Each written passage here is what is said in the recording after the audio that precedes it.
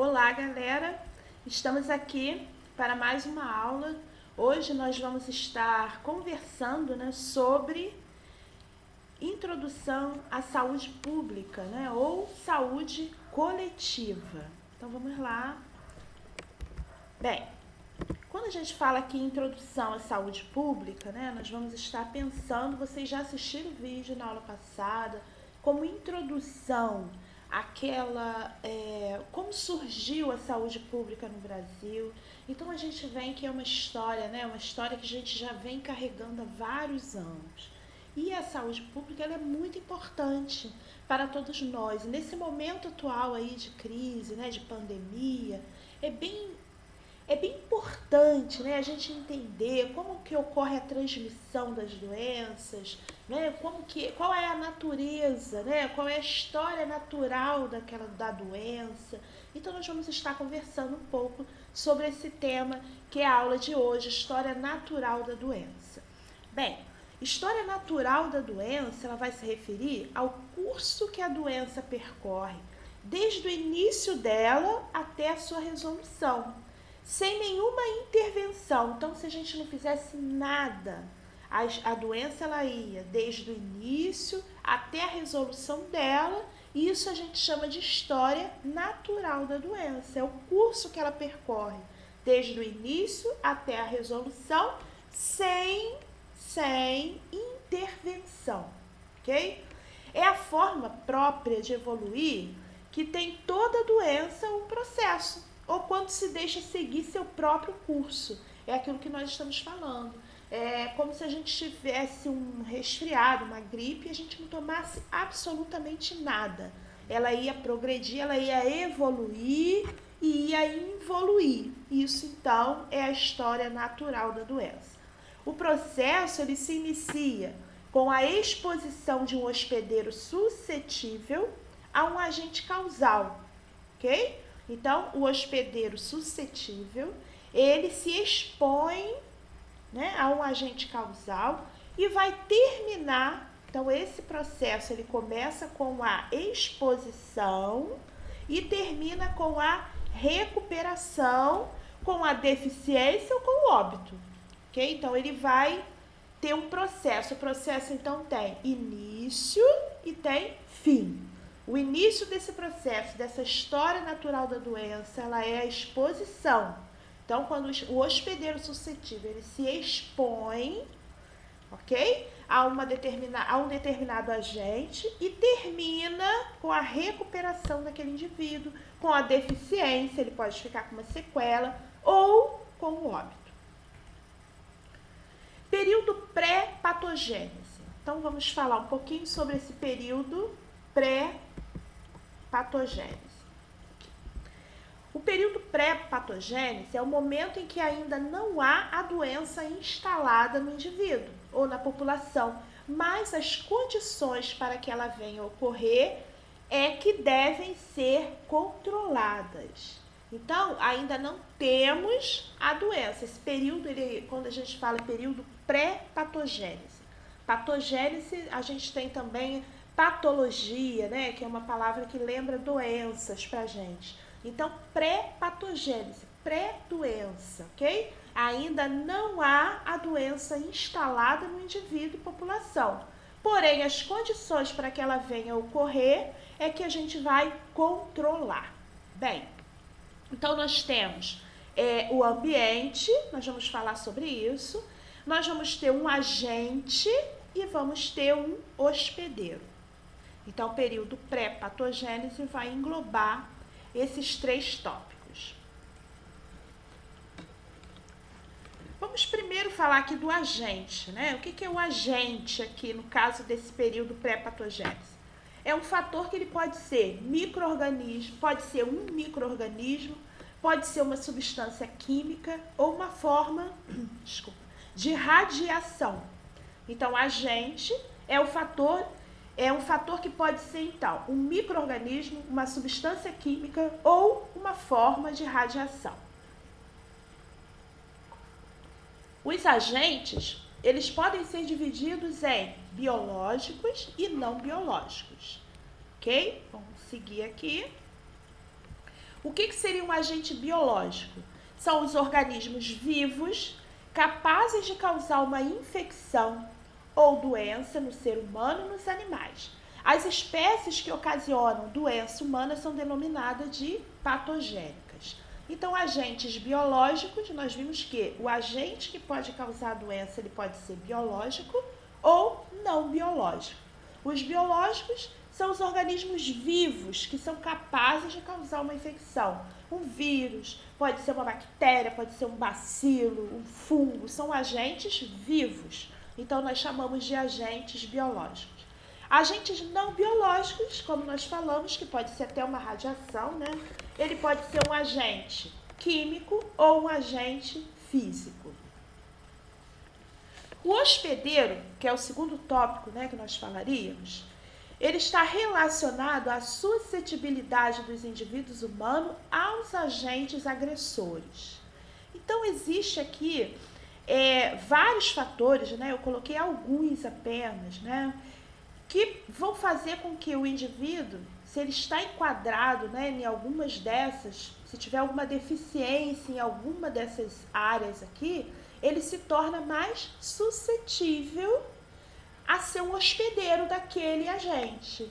Então, a herança genética, os traços congênitos, né, o sexo, a idade, o estado nutricional do indivíduo, né, o indivíduo desnutrido, ele acaba se torna um hospedeiro fácil para os agentes biológicos.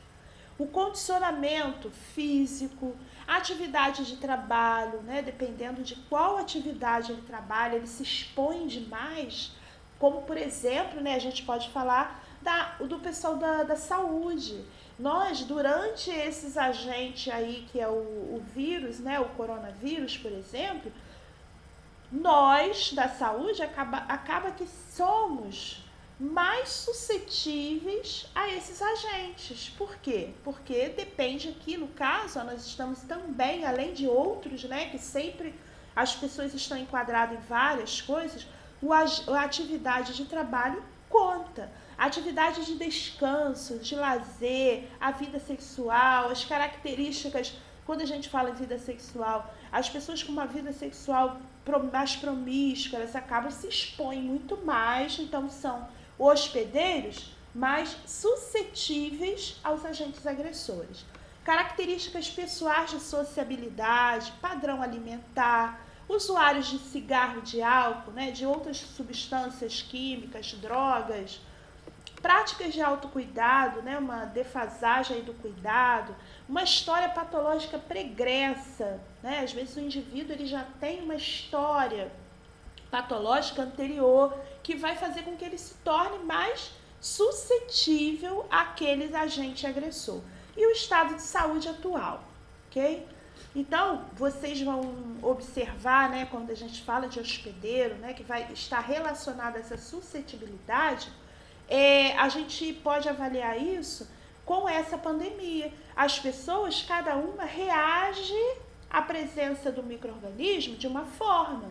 Para uns é só uma gripe, né, uma gripezinha. Para outros leva a óbito. Para outros causa uma pneumonia grave, fica entubado e sai. Outros não suportam. Então, cada um organismo reage de uma forma ao hospedeiro.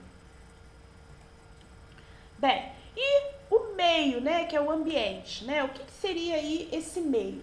Esse grupo aí, que a gente chama de meio, ele diz respeito ao ambiente que coloca em contato os agentes agressores e seus potenciais hospedeiros.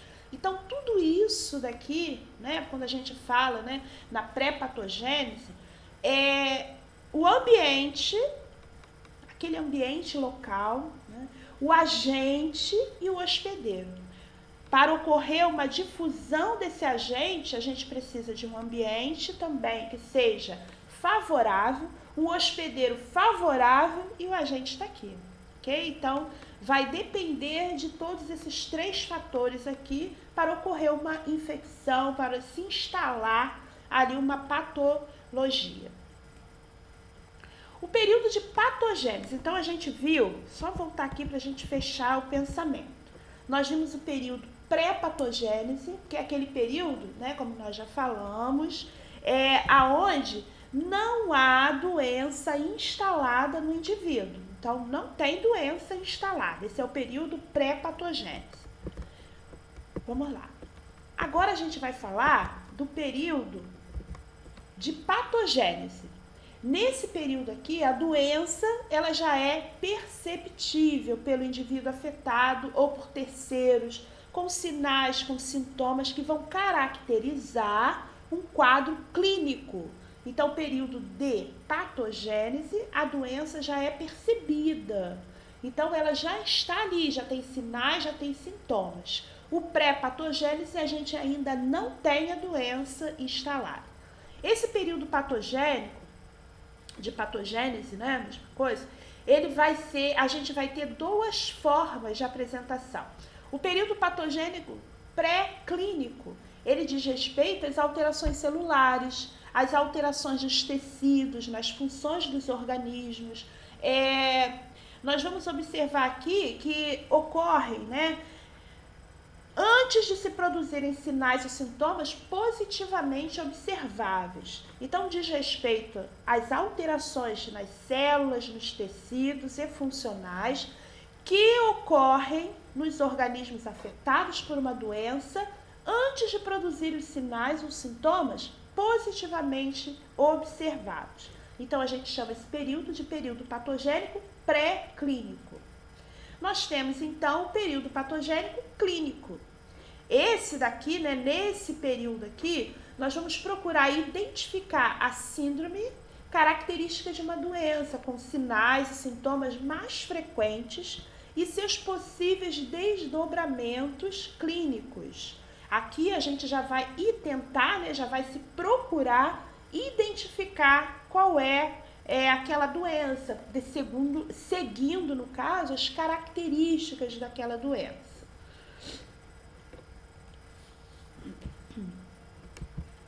Não pulei nenhum. Níveis de prevenção. Quando a gente fala em níveis de prevenção, a gente tem a prevenção primária.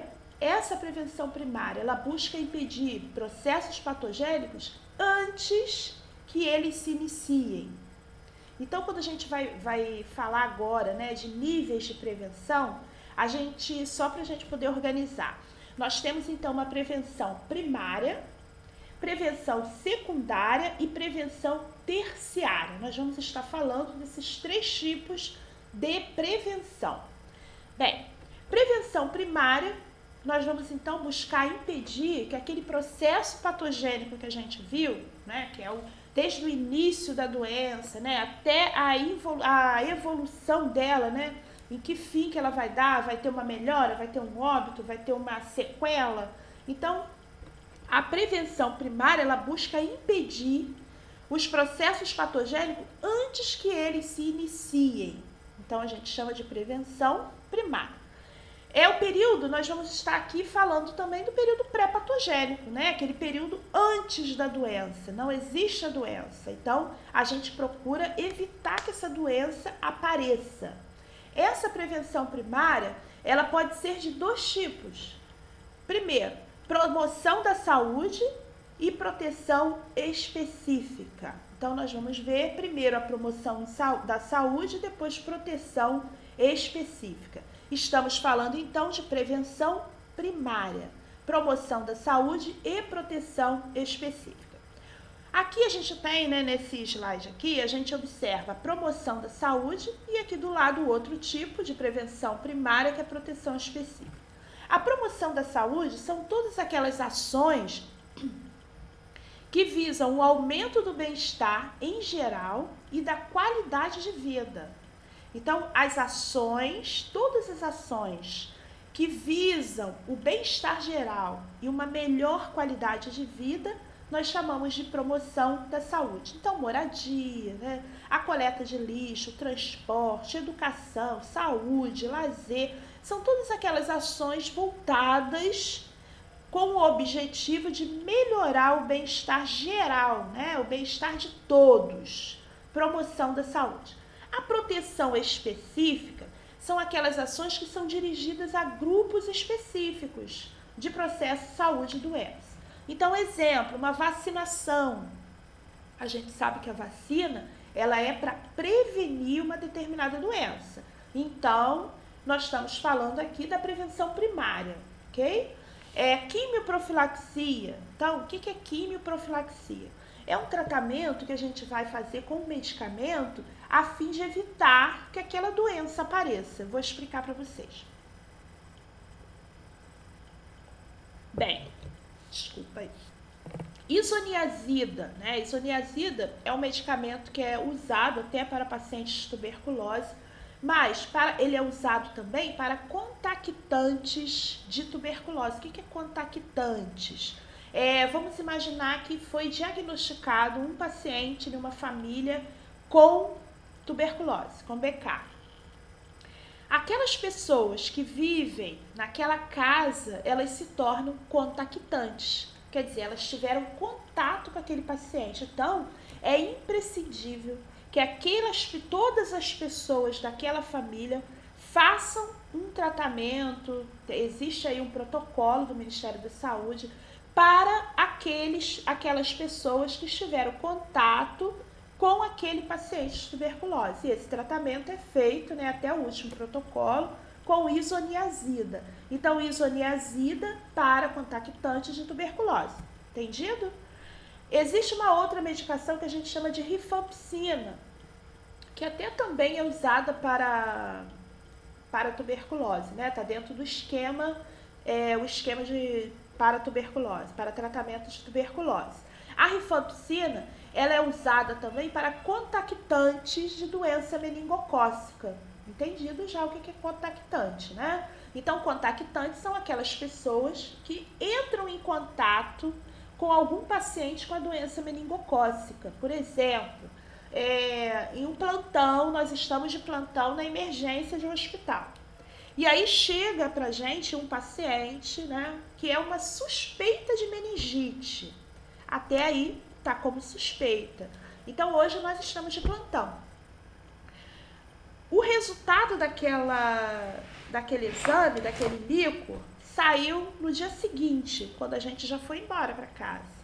E aí nós vamos entrar nesse quadro aqui, ó, de contactantes. Se a gente teve um contato direto com aquela pessoa e que foi confirmado que é uma meningite meningocócica, aí a gente faz uso dessa medicação como, ó, voltando aqui, quimioprofilaxia, ok? Então, a gente faz isso para evitar que, por algum motivo, a gente também tenha se contaminado com aquele bacilo, com aquela bactéria, normalmente a meningocócica é bacteriana, ok? Então, quimioprofilaxia são medicamentos que a gente faz uso a fim de prevenir uma determinada doença. Guardaram aí o conceito?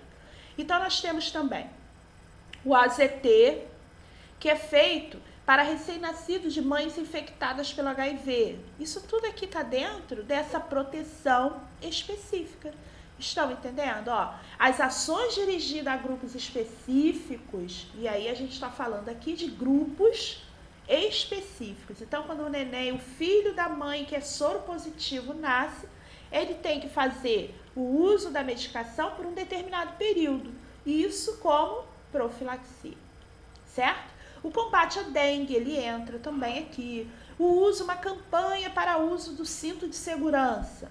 Também entra como proteção específica, né, para a criança, para o adulto, para a cadeirinha, dependendo da campanha que for feita. Uma vacinação de animais, tudo isso a gente fala aqui da parte de prevenção, como a gente viu aqui, né, que é uma prevenção primária. Não existe a doença instalada, então a gente está prevenindo antes que ela aconteça ou antes que um outro acidente aconteça. Vamos estimular o uso do cinto de segurança. Isso é uma prevenção primária. A prevenção secundária agora, ela vai atuar no período patogênico. Ela visa propiciar melhor a evolução clínica para os indivíduos afetados, diminuindo a sintomatologia, reduzindo a disseminação do problema a outras pessoas. Então, a gente tem aqui essa prevenção secundária de 2 tipos. É um diagnóstico, pode ser, né? Um diagnóstico precoce e tratamento imediato ou limitação da incapacidade. Então, prevenção secundária, ela já atua no período patogênico. Quem lembra aqui? Período patogênico é aquele período que a doença já começa a aparecer, ela já tem sintomas, né? Então, a gente já precisa agir nesse momento agora. Então, a gente vai propiciar uma melhor evolução clínica dessa doença para os indivíduos afetados, diminuindo o quê? A sintomatologia, reduzindo a disseminação do problema a outras pessoas. Então, vamos lá, primeiro falando do diagnóstico precoce e tratamento imediato, depois limitação da incapacidade. Pulei muito.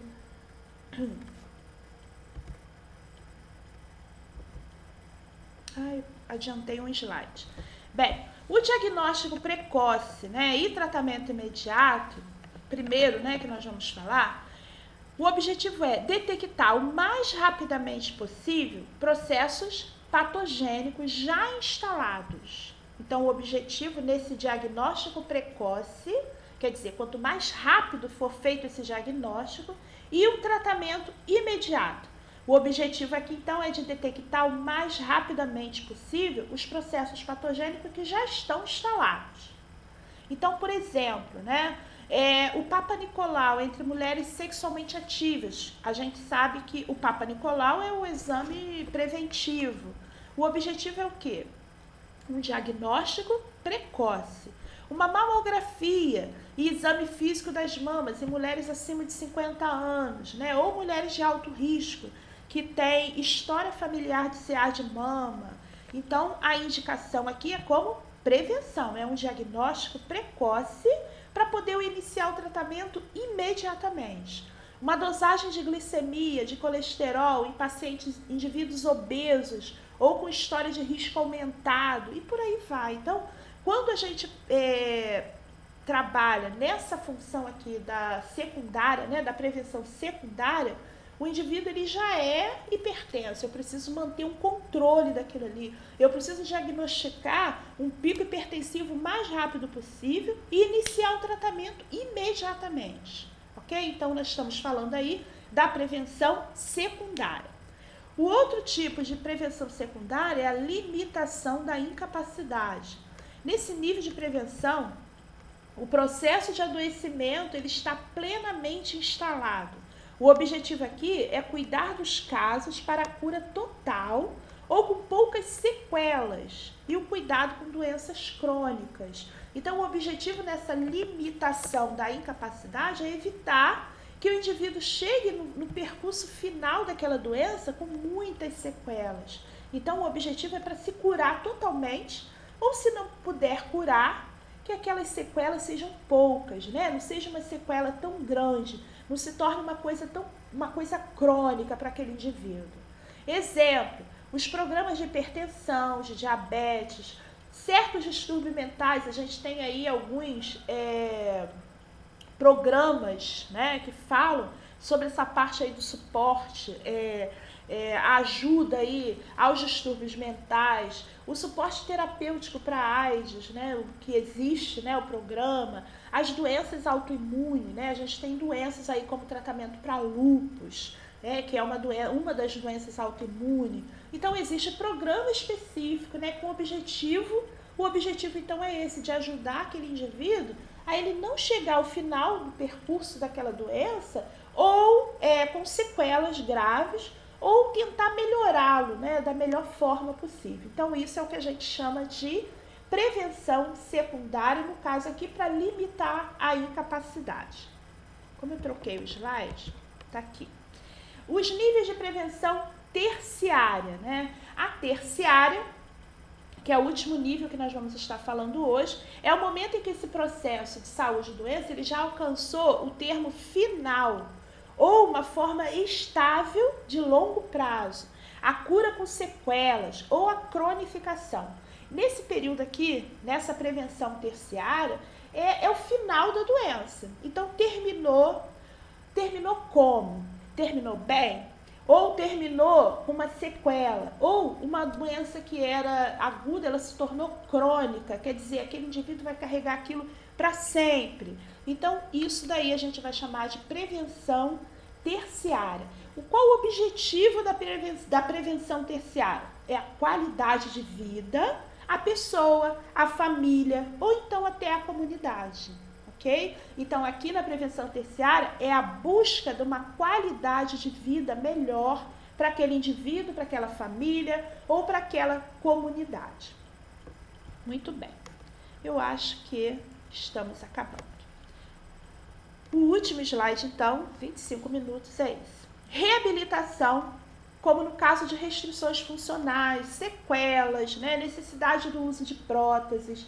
Então, nesse momento aqui, a terciária, o indivíduo já chegou no final do percurso da doença, a gente vai aqui avaliar como ele chegou, né? Ele chegou precisando de uma reabilitação, precisando de uma fisioterapia. Então, a gente tem aqui no segundo tópico, apoio de caráter psicoemocional, então os programas aí de atendimento psicossocial, como em mutilações físicas, né? Alterações psicomotoras, dificuldades emocionais que interfiram com a autoimagem, com a identidade, com o equilíbrio mental. Então, esse último nível aí de prevenção, que é o terciário, a gente já precisa dar um apoio ao paciente, né? Ele já passou por todo aquele processo que a gente viu e agora a gente tenta cuidar dele da melhor forma possível. Seja com uma prótese, né? Seja com um atendimento psicológico para ele. Esses atendimentos, eles ocorrem a nível de postos de saúde, né? A gente vai ver lá na frente, no decorrer aí das nossas aulas, né? Existem vários grupos de atendimento para hipertensos, para diabéticos, para problemas mentais, por aí vai, né? Então, essa ajuda, ela existe, né? Só que ela não é bem divulgada e ela não é bem investida também.